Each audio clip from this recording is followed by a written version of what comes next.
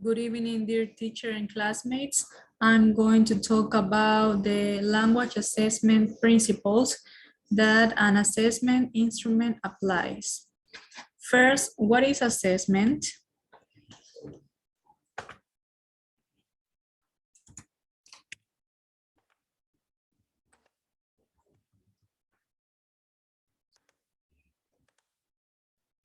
Assessment is one component of teaching and activities. By doing assessment, teachers can hopefully gain information about every aspect of their students, especially their achievement. An aspect that applies crucial role in assessment is test. A good test is constructed by considering the principles of language assessment. They are practicality, validity, reliability, authenticity, and washback or backwash. Practicality can be simple, defined as a relationship between available resources for the test, human resources, material resources, time, and resources, which will be required in the design, development, and use of the test. Brown defines practicality is in terms of cost, time, administration, and scoring or evaluation. Cost. The test should be not too expensive to conduct. The cost for the rest has to stay within the budget. Avoid conducting a test that requires excessive budget. What do you think if a teacher conducts of Houlihan hire for one class consisting 30 students in SMPL that spends IDR 500,000 for every student? It is practical in terms of cost. Time. The test should stay within appropriate time constraints. The test should not be too long or too short. What do you think if a teacher wants to conduct a test of language proficiency? It will take a student 10 hours to complete? Is that practical in terms of time? Administration. The test should not to be complicated or complex to conduct. The test should be quite simple to administer. What do you think if a teacher in a remote area his or her students knowing nothing about computer conducts a test which requires the test takers to at least know how to interact with the computer in order to be able to complete the test? It is practical in terms of administration. Scoring. The scoring evaluation process should fit into the time allocation. A test should be accompanied with scoring rubrics, key answers, and so on to make it easy to score or evaluate. What do you think if a teacher conducts a test that it will take students a couple minutes to complete and take the teacher several hours to score evaluate? It is practical in terms of scoring evaluation. Validity. Validity of a test is the extent to which it's exactly measured that it is supposed to measure. A test must aim to provide a true measure of the particular skills, which it is extended to measure, not to the extent that it measures external knowledge and other skills at the same time. For example, if a student is given a reading test about the metamorphosis of a butterfly, a valid test will measure the reading ability, such as identifying general or specific information of the test, not his or her prior knowledge, biology, about the metamorphosis of a butterfly. The test should make the student realize on his or her reading ability to complete the test. Brown proposed 5 ways to establish validity. They are content validity, criterion validity, construct validity, consequential validity, and phase validity. Content validity. The correlation between the content of the test and the language skills structures with which it is meant to be measured has to be crystal clear. The test items should really represent the course objective. What do you think if a listening test requires a student to read passages to complete instead of requiring students to listening attentively? Do the tests have content validity? Criterion validity. This kind of validity emphasizes on the relationship between the test score and the outcome. The test score should really represent the criterion that is extended to measure in the test. Criterion validity can be established through 2 ways: concurrent validity and predictive validity. Concurrent validity says that a test have concurrent validity if its result is supported by other current performance beyond the assessment itself. For example, the validity of a high score on the final examination of a foreign language course will be verified by the actual proficiency in the language. Predictive validity.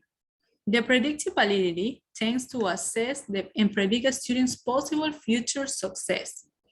For example, TOEFL or IELTS tests are intended to know how well somebody will perform the capability of his or her English and in the future.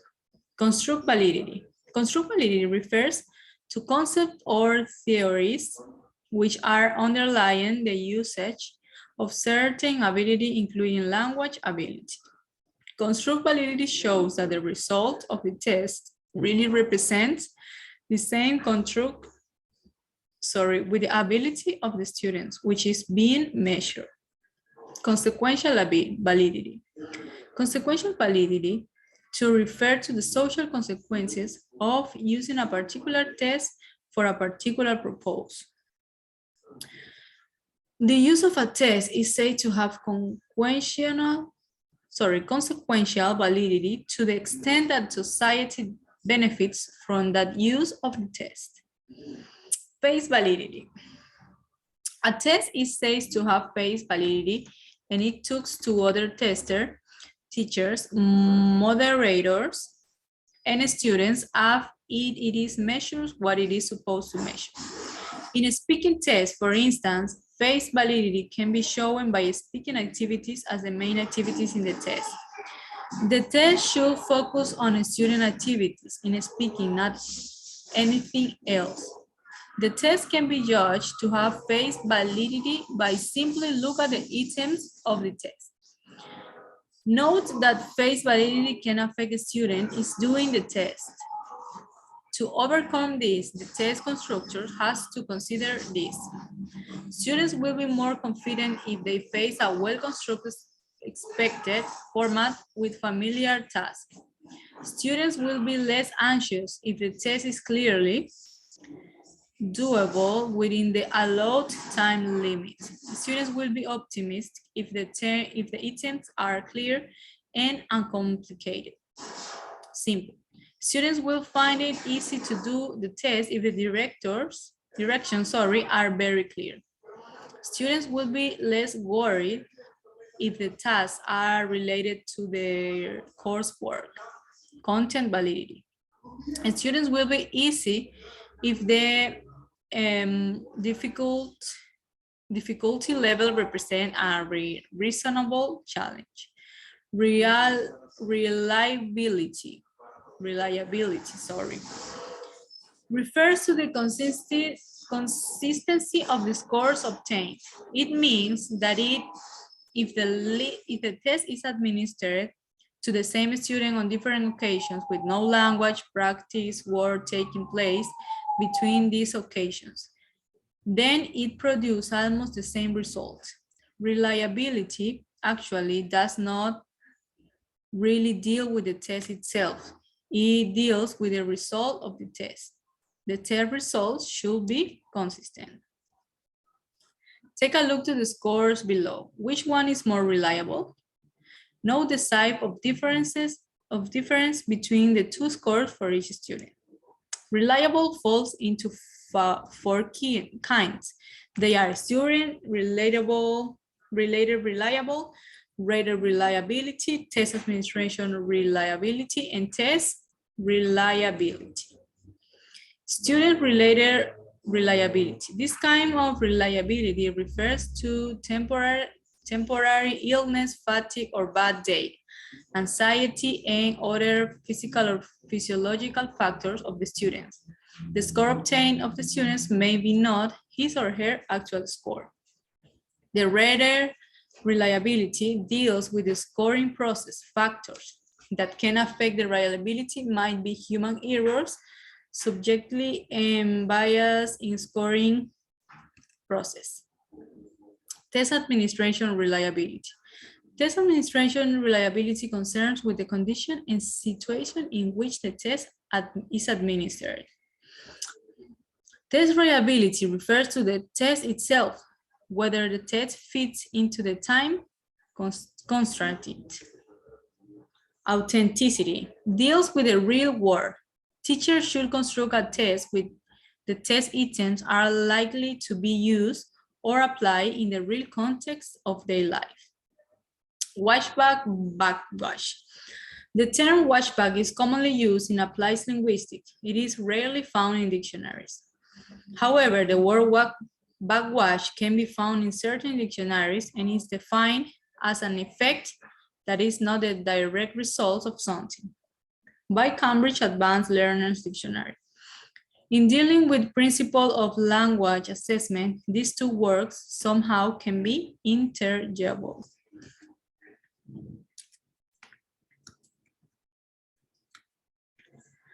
A negative watchback does not give any beneficial influence to a teaching and learning.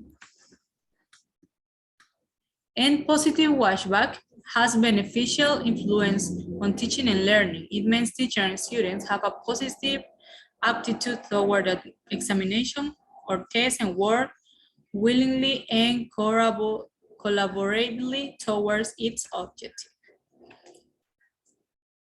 Conclusion, a test is a good if it contains practically good validity, high reliability, authenticity, and positive watchback.